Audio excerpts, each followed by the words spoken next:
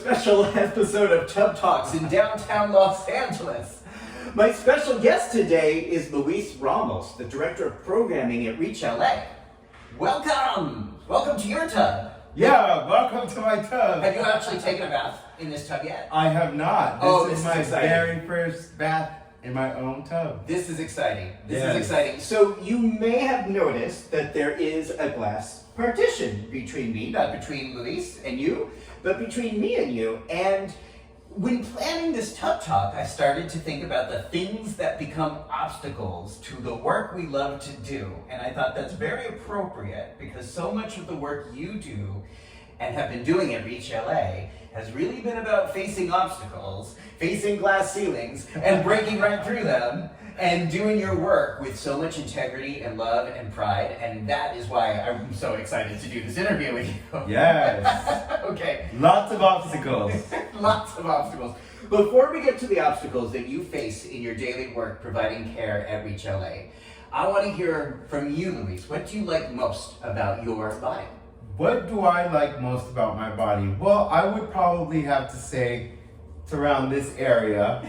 I would probably say my smile and my eyes. Yeah. And those are probably two of the things that I really appreciate about myself, and I think others appreciate about me because that's what I get most compliments on. A lot for your smile. A lot for your friendly eyes, your friendly face. Now, last time I saw you, you had a lot more facial hair. I did. How do you decide when to have it, when not to have it? How do you figure that out? Okay, so this is a funny story, and it just happened to me recently. So I'm going to the end of my 30s, and I was at LA Pride. I had my full beard. It was about up to here. And, it's a new generation of kids out at Pride. And, here I was, kind of bearded daddy.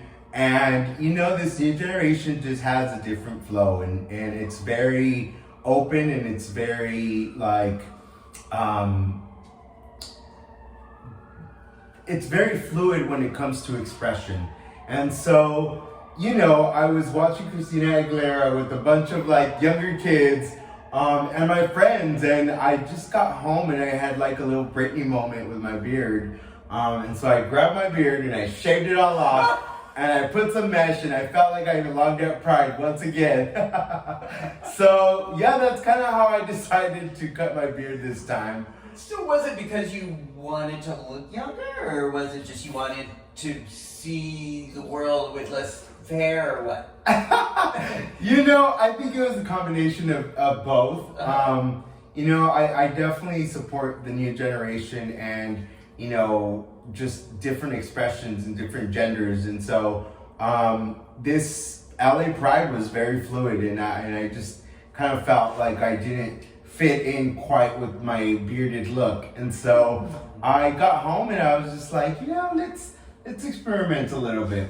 So you mean, was facial hair in general not something that people at Pride LA would fit in here, or? I would probably say it's just a younger generation, and don't they do a lot with their facial hair? I think, especially here in LA, I think it really kind of varies of different events, right? We have Off Sunset, which is a little more leather oriented. Oh, hello there, Luna. Okay.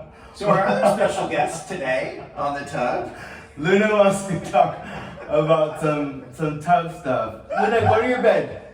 Go to your bed. Thank you. Go to your bed. To your bed. To your... Oh my God. Okay. Oh, there we go. All right. Go to your bed. Please. Thank you. Okay. Go to your bed. To your bed. Thank you, Luna. Go. Go, go, go. Don't make me get out, Luna. All right. So I guess Luna is going to be our video director. All right. She's cool. Okay. So we're talking about how facial hair may be perceived, or are there different parts of LA, you said in the leather community, or certain celebrations where it might be more like, hey, I really want to see more of that. Yeah. Yeah. I mean, we just had Off Sunset, and that just happened Now, not what's too that? long ago. What's Off Off Sunset is a festival in front of the Eagle in Silver Lake, which is also a Pride festival. Okay. And that happened the same weekend as WeHo Pride. So we've had Prides like crazy here in California. I think, this year we've definitely been blessed with a bunch of Prides. I think every city now has a Pride. Yeah. And so It sounds like different neighborhoods have different prides. different neighborhoods, and I think the Prides have just kind of shifted a little bit, and they've turned more into like a music festival, which, there's pros and cons to it. I think prices have definitely gone up, which we should definitely keep in mind to all the organizers of Pride.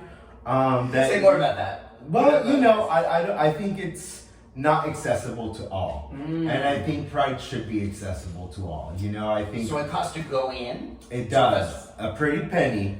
How much? Like, I think general admission starts at $70. Whoa! We're talking about like outside street fairs? Or? Yeah. We're talking about just like a festival like we used to have where they close off an area and you have different tents.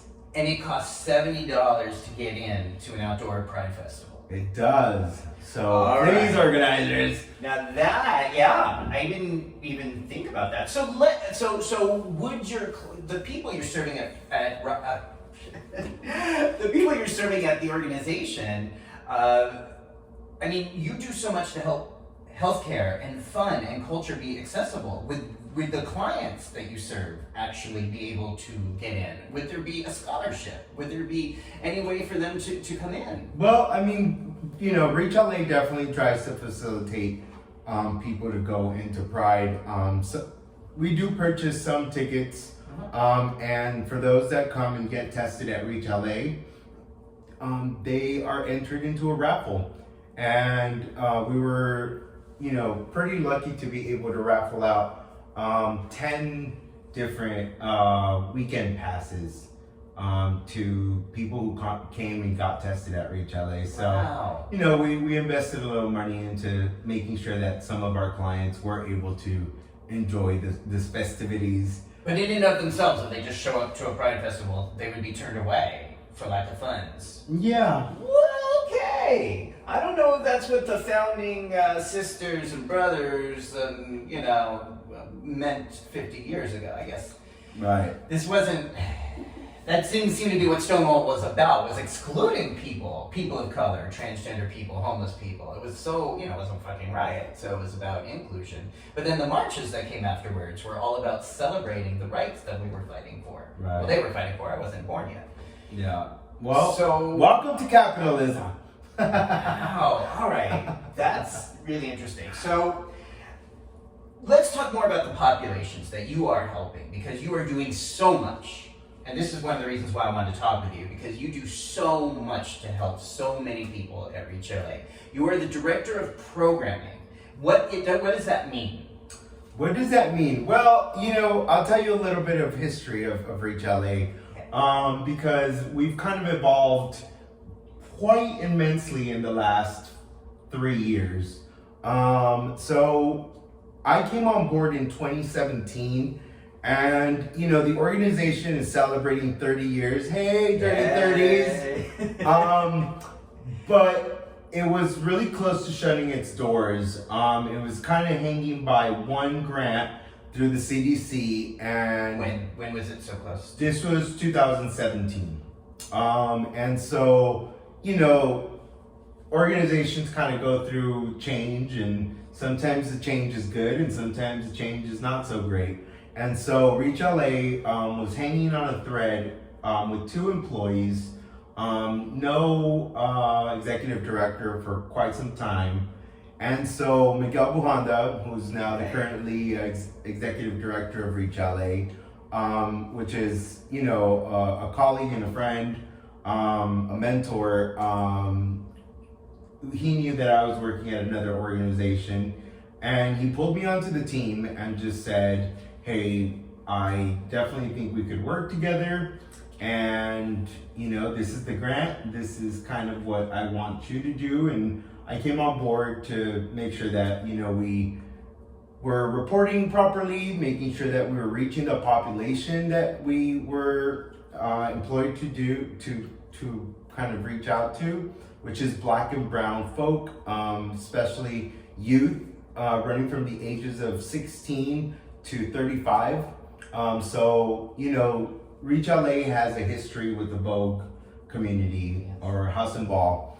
And so through this grant, we were able to kind of just shape it up and kind of meet the goals and objectives. And from there, we kind of started working on grant writing and getting ourselves out there and getting funding. And so we were very lucky that, through the pandemic, we were funded through 4 different grants that we applied for with SAMHSA, HRSA, Office of AIDS, CDC, and then the health department.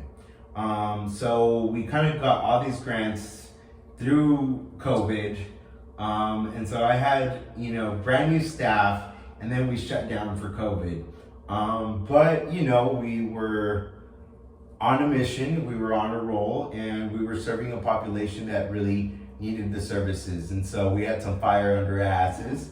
And what does that mean? Like, how did you still do your job during COVID? My background is in entertainment. And so for me, it was really important to kind of merge my love for data and my love for the arts and video.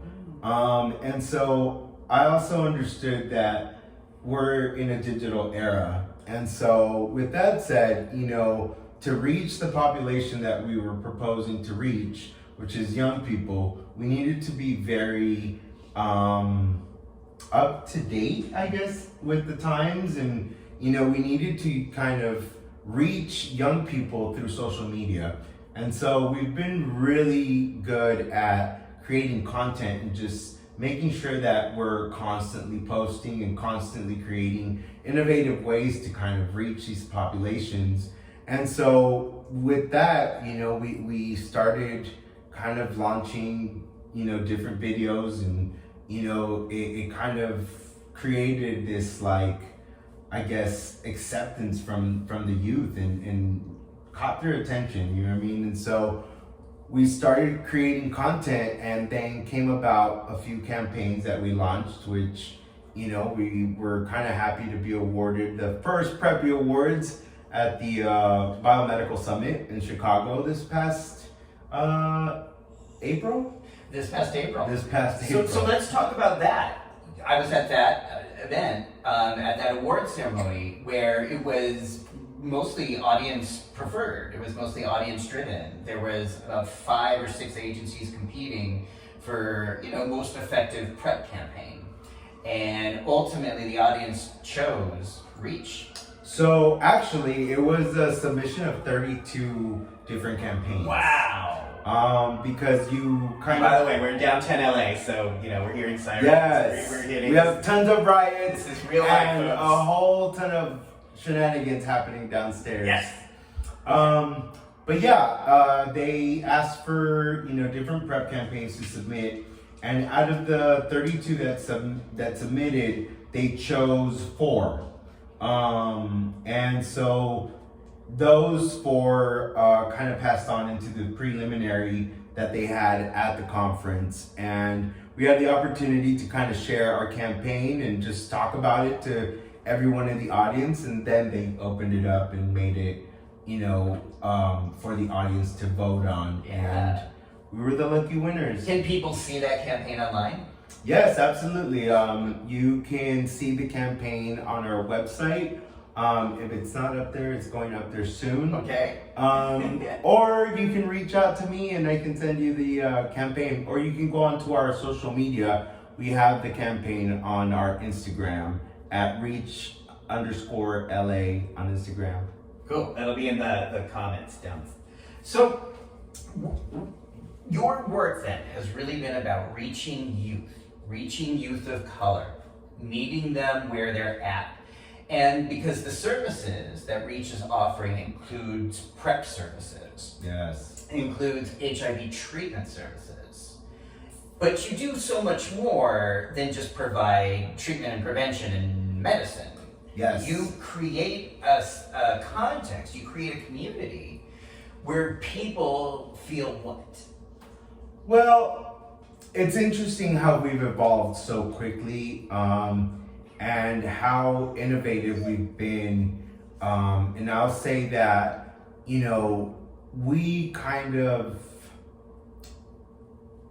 were in the right place at the right time, I guess, because we started our telehealth program, which, you know, it's an amazing program that kind of allows people to access PrEP from their home, right? It's a portal, you sign up, you see a medical provider through a video chat, and then they send you a kit to your house. You self-test for, you know, STIs, HIV, and so you give a little dab of blood where you just prick yourself onto this little carton. You do a anal and oral swab, and you give a urine sample, and then you put it in this lovely little box, which already has this postage. Send it back in, and then the lab will then upload your results onto the portal. And so we started this program in 2019, early 2019. And so by the time the pandemic kind of came around and, you know, the world shut down, we had this program in our hands, and, you know, we definitely saw the increase in clients. And, you know, a lot of agencies were providing limited or no services because of the pandemic and having to send employees home and for everybody's safety. And so, you know, we definitely saw the increase in this program. And, you know, we wanted to create accessibility to not just the people in LA County, because, you know, we can just be honest and say that, you know, there's saturation of agencies in the LA area. There's plenty of us.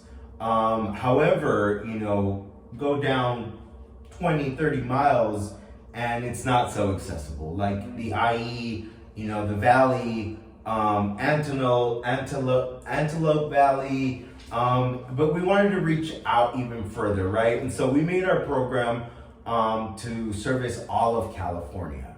The whole state? The whole state. And so Whoa. that's kind of our scope of work. We now service all people in California, you know, primarily Black and Latino folk.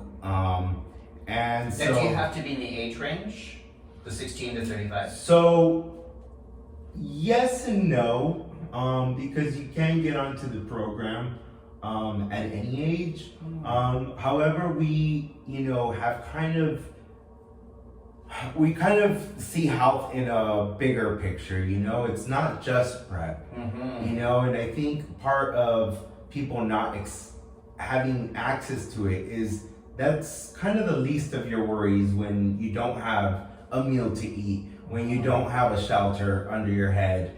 And so, you know, access to PrEP is probably the last thing you're thinking about when you're in situations like that. And so, you know, health goes beyond just PrEP and HIV education. And, you know, that reminds me of why another thing I love about Reach LA are the pillars, because I feel like your pillars that are on the website really articulate that. Yeah. I mean, and so, you know, just with that, we're now extending a full sponsored insurance policy to people who are part of our PrEP program, who obviously meet some requirements, like, you know, being under a certain amount of income, you know, undocumented populations. Wow. And so, yeah, it's this new pilot that we've launched, and, you know, we're definitely working with Pride Life, which is our partner, who We are insuring people through. And so, it's kind of us investing money into the populations that we serve. Wow, so you were set up for this before COVID hit. And once COVID hit, you mentioned other agencies weren't really serving. I think a lot of agencies were also operating under the premise that people weren't having sex during COVID. And I think those of us working in the field know that was not the case. Well, I think those of us in community know that wasn't the case. Absolutely. Well, thanks. That's your case. I thank you for clarifying that. Because I know in New York City there were a lot of agencies that and a lot of doctors who wouldn't refill PrEP. Yeah. And I think subsequently, we don't even have adequate data, but there was quite an increase of HIV cases. There was quite an increase of STI transmission because people couldn't get tested or treated, or were risking even more stigma of being told, well, you shouldn't be having sex, right. Which already youth of color are already getting that message. Yeah. But at Reach, you don't do that. And this is, again, why I want to spotlight why I love this organization. It's like you weren't doing that kind of shit. Yeah. So, I think one of the barriers and things that just make youth uncomfortable when accessing is walking into a place that's just so clinical. Yes. Right? And I think that's not just with youth. I think that just goes with anybody who goes into a healthcare setting. You're nervous, you don't know what they're gonna say. Especially if you're not used to going to the doctor, it becomes very intimidating. And talking about your sexual practices with somebody is something that is not comfortable sometimes. And walking into a clinic where you're gonna have a sex educator walk through an entire list of questions of who do you have sex with, how many are you using condoms, so there's just, it creates kind of this wall like this one. Yeah. Where people just don't feel comfortable talking about it, and they're not going to be honest, and they're going to just kind of give you what you want to hear, right? Which is not the point of our work. Right. We want people to be honest. We want people to open up and share their practices and also not be shamed about them. And that's kind of one thing that I really love about Reach is that, we hire people in community. And so, the people that are serving people are people who belong to this community. Yes. And so, especially with people of color, we definitely want to see people that look like us. We want somebody who has similar experiences, who shares, that, I guess, barriers and, the shame and the stigma that comes with, our Hispanic people and our Black people, you know what I mean? And it's nice to have people in community, and it really opens the door for a very open communication from both parties. And so, we definitely don't like to yuck people's yum. That's definitely one of our rules at Reach LA is, if we have a young person that comes in and talks about taking 30 loads that weekend and having a blast, we definitely want to celebrate that because that's their sexual freedom and their sexual expression. And so, we kind of go about it of more asking what tools are you using to protect yourself, right? Are you utilizing the condom? Are you currently on PrEP? You know what I mean? Do you know what U equals U means? And so we go through all these conversations, without kind of creating more shame than there already is in our communities. So I just want to emphasize that. The goal is to serve and not create more shame, not to replicate stigma. Yes. And how important it is that the team you're working with represents the community in order to minimize the possibility that someone's going to walk out of there feeling ashamed or discouraged. Yeah. And I think that point gets lost a lot. But I think because I think your team and you, for years have been working in that model, really speak to the community. This is one of the reasons why I think you've been so successful and got all these grants and was able to come back from the brink of cancellation. Yeah. Was really knowing that. Plus, I think you personally have really shown in the community that you get to be you, who you are. You get to live your life on your terms. And I talk about that because I think that adds so much power to your message.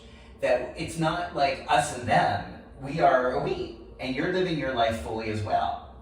So I want to ask you about your life and like your experiences, Sucia. Tell me, talk about it. Well, you know, like I said, we hire people in community, Yeah. and even leadership is part of community. You know, the executive director is part of community. I'm part of community, and everybody who works with us is part of community. And so, you know, being part of community means that we also experience everything that community experiences. You know, from the shame, you know, from the excitement of being gay and coming out, to possibly being in the closet for a while and you know, finding yourself and just exploring, you know, your own path of what it means to be part of the LGBTQ umbrella. And so for me, I came out at a very early age. You know, my mom was big on, you know, advocating for being yourself, and, you know, unfortunately for my mom, it kind of didn't sit so well when I came out. But It did not sit well? It did not. Why? You know, because, you know, Latino cultures, it's not so acceptable, and it's not something that, you know, was celebrated. It was it's still being very shamed, and what are others gonna think? What are others gonna say? You know, and that has a lot of weight sometimes on family, but I didn't give a shit. How old were you when you came out? I was 16. Wow. And Was that here in California? It was, yeah. And so, you know, through that process, I think it was a matter of like education, right? I think it took me a while to understand why my mom didn't understand what I was going through. And, you know, I think I was blessed enough to be able to provide education to my family. And, you know, now I feel like my family is a huge advocate, and they definitely celebrate, you know, who I am and what I do. And, you know, I have siblings who are very young, who are like my kids, and, you know, they've gone to prides ever since they were young, and, you know, they grew up in with a gay brother who was never ashamed of who I was, and never really hid it either. And so, you know, now it's normal talk to them, and I think that's kind of an important piece, you know, when also understanding somebody in your family who's gay is, you know, we all need to kind of re-educate each other and just kind of like work at a relationship with transparency of who you are. And so, you know, years later, I mean, here I am still working in the community, and, you know, I've been able to share kind of what my community has gone through and how we've evolved, you know, especially in the HIV field. Like, we've done some big steps. You know, I was that little brown little Latino that, you know, was so scared of HIV because all I heard growing up was like, you're gonna get HIV and, you know, that's the end, like, you're gonna die. And so I was scared of having sex for the longest time. You know, I was kind of paranoid of coming up with HIV. And, you know, now with, you know, the advances that we have in U equals U and, you know, PrEP and just taking ownership of your own sexuality and your own risk, right? I think that really kind of allowed me to enjoy my sex. And I think that is so powerful in this new generation, is that, you know, you do have the power to protect yourself, and you do have control of, you know, your health.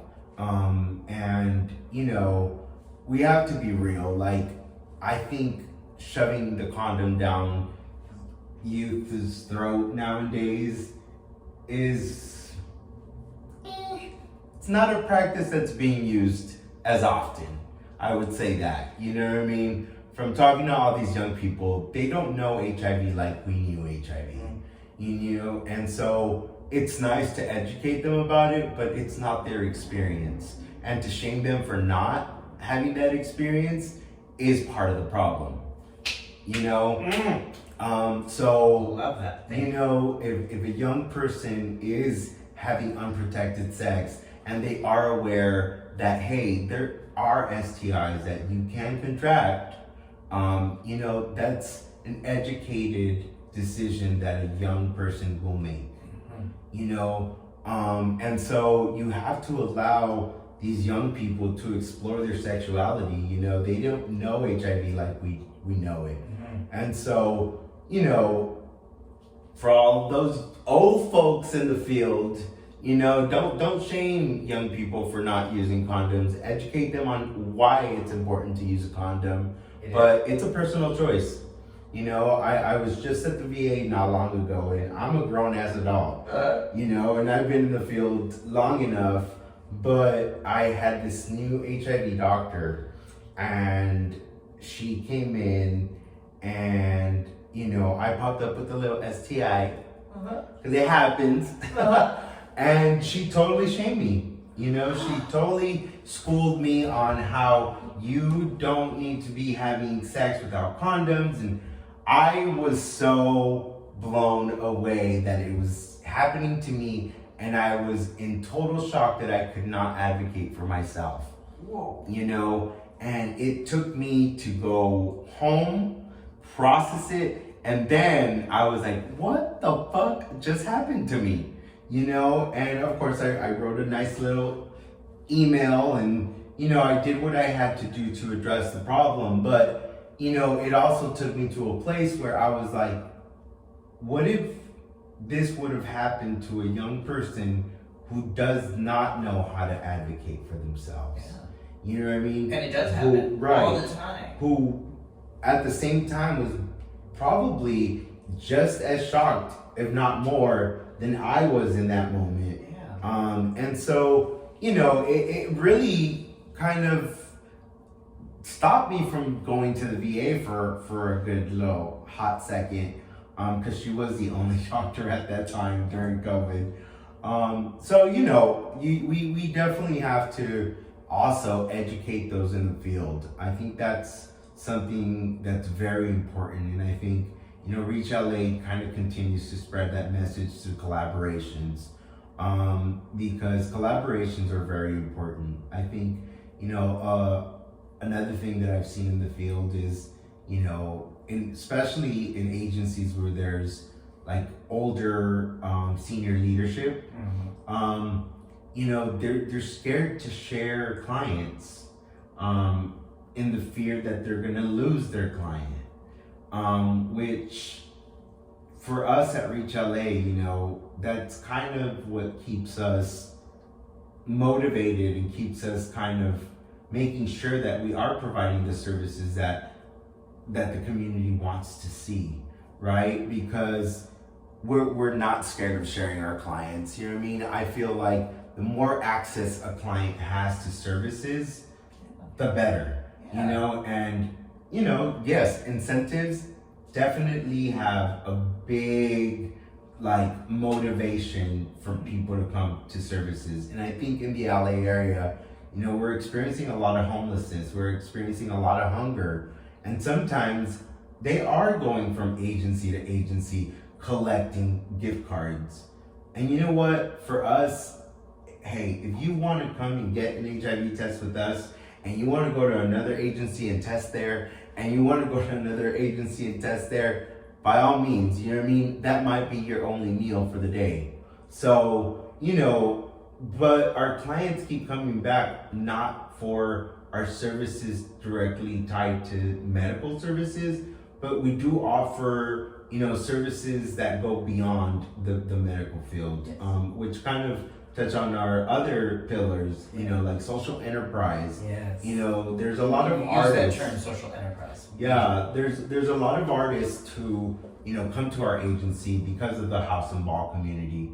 And so through that, it's a matter of teaching these young folks how to navigate like their own talent, right? How to like market themselves into the entertainment business, how to create an invoice, how to have a resume, your pictures, you know what I mean? Like, so we kind of do workshops on resume writing, on creating invoices, and we also hire people in community for our shows and for engagement.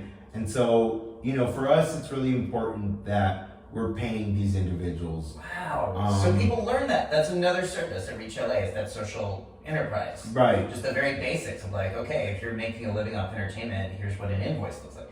Right. That's amazing. That is so amazing. And unless you have an invoice, you ain't getting paid. Yeah. So So I absolutely love what you're saying. It sounds like that experience you had at the VA even doubles what you were saying earlier about community-based teams working as the healthcare providers. Nothing for us without us. Right. It's like someone who is judging other people for having sex during a pandemic doesn't have any role in providing sexual health care or STI testing, in my opinion. Right. So I'm sorry that happened, but wow, what a strong argument that makes for how necessary these services are for people who are also in the community who have been there. Right. Yeah, I mean, it's just, it's two different worlds, and unfortunately, I think a lot of providers who are not part of community, they want to kind of judge under this lens, right? Of, you shouldn't have unprotected sex, but let's talk about your sex. Right. Typically, they're incels. Correct. And when I say incels, I mean people who are typically involuntarily celibate. Either because they're married in a traditional heteronormative framework or because they can't get laid. They're the ones doing the judging. Correct. And that might sound really simplistic and basic, but in my experience of working in this field now for 30 years, it is the doctors and healthcare providers who aren't getting any that are going to judge people the most. Right.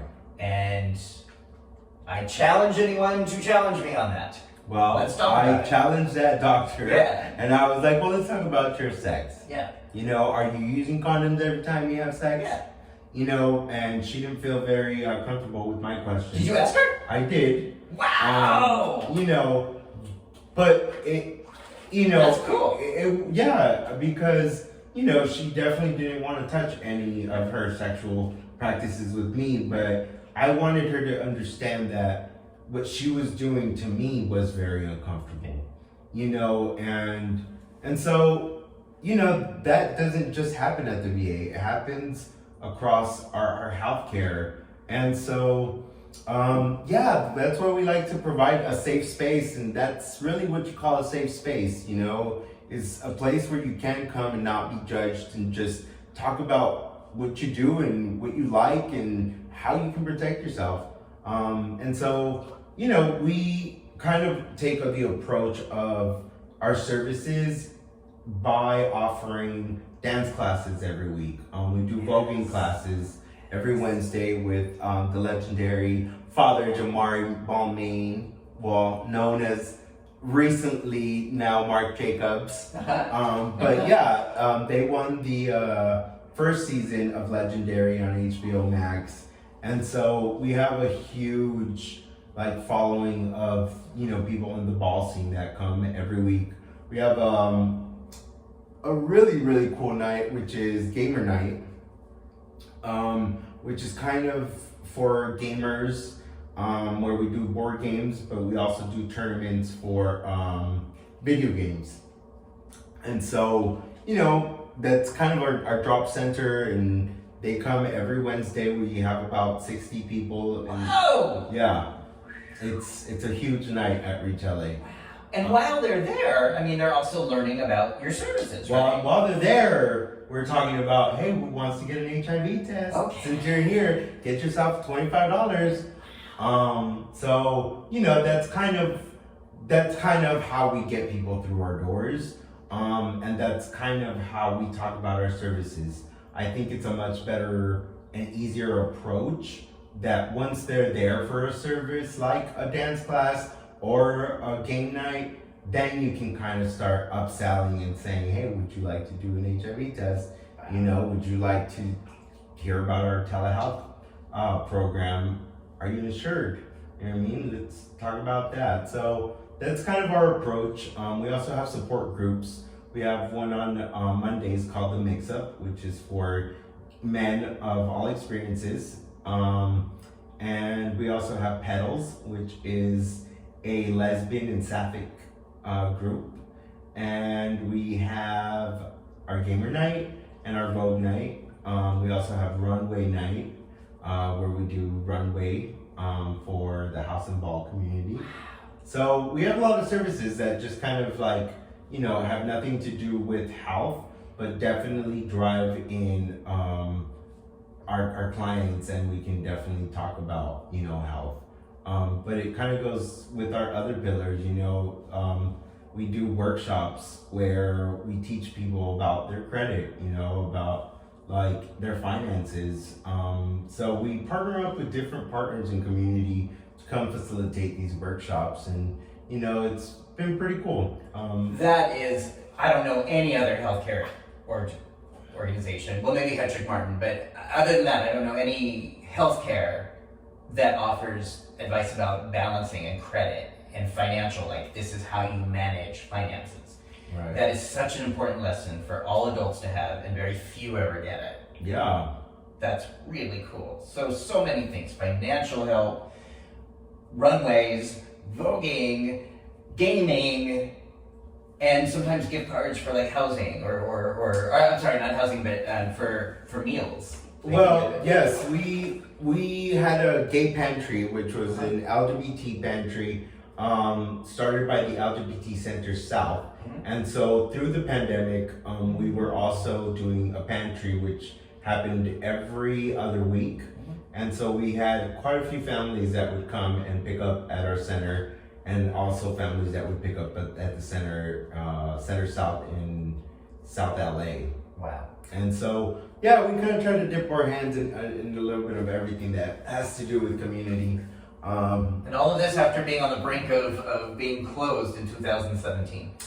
Yeah. That's amazing. Yeah, That is it heroic. started with a team of 3, Uh-huh. and now we are a team of 23. That's incredible. And so Wow. we've grown immensely, you know. Now we were also very lucky to see a need in mental health, and we opened our mental health department about a year ago, where we started with one therapist, Erin Mason, who's now the director of mental health, and we now have 3 therapists, and we offer up to 15 free sessions.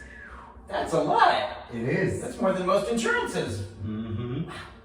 And then, you know, if they qualify for an insurance policy, then we can set them up for long-term care. Oh my goodness. So again, the link, if people want to see all of this, your work, the services at Reach. You said it earlier, and the links are going to be right, if you're watching this on YouTube, they'll be right below. I guess one of my last questions is, there's so much, even as we're sitting here talking and we're hearing sirens, and you know, you live in the middle of downtown LA where there's been a lot of action recently. Yeah. What, if anything, gives you hope for the future? No hope! There's no hope. All right. I'm just kidding. Well, for all that. Well, that's the end, folks. No, I'm just kidding. I think this generation really comes with a lot of new ideas. You know, I think they are definitely continuing the work that, you know, previous generations have kind of been fighting for. You know, and I think, you know, one thing that I'm very hopeful and I'm very excited to see kind of evolve is, you know, just gender expression, you know, and just how fluid this new generation is, and, you know, how inclusive they are. I think, older generations, we have maybe something to learn from them because, I don't think there's such a barrier when it comes down to like our gay community and the straight community. I think we've created a lot of allies.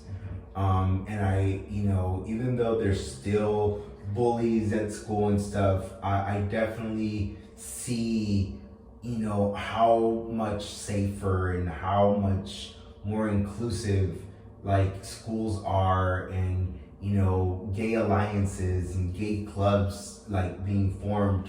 So there's definitely still a lot of work to do, but I think this new generation is definitely pulling their weight in a very different way, but definitely very innovative and very progressive when it comes to inclusion and just standing up for themselves. So that really makes me very hopeful. And I also think that we have some amazing leaders out there right now working in the field. I can definitely say LA is full of amazing leaders that I get to work with on a daily, and I'm very hopeful for them and for the work that we're still kind of putting out there. And yeah, that's kind of what gives me hope. I think you are one of those leaders. I am. Yeah, good, Yeah. good. So I want to thank you. Thank you for this interview with me. Yes, absolutely. And thank you for this work you're doing. You Absolutely. this is also what gives me a sense of hope, is seeing you and the team doing such great work mentoring the youth that I think, as you said, are really going to make this fucked up situation a lot better. I hope I'm still alive to see it. But that is definitely like the mentoring and the support and the guidance and just the kindness that you and the team role models at Reach LA very much help me to feel reassured, or at least hopeful.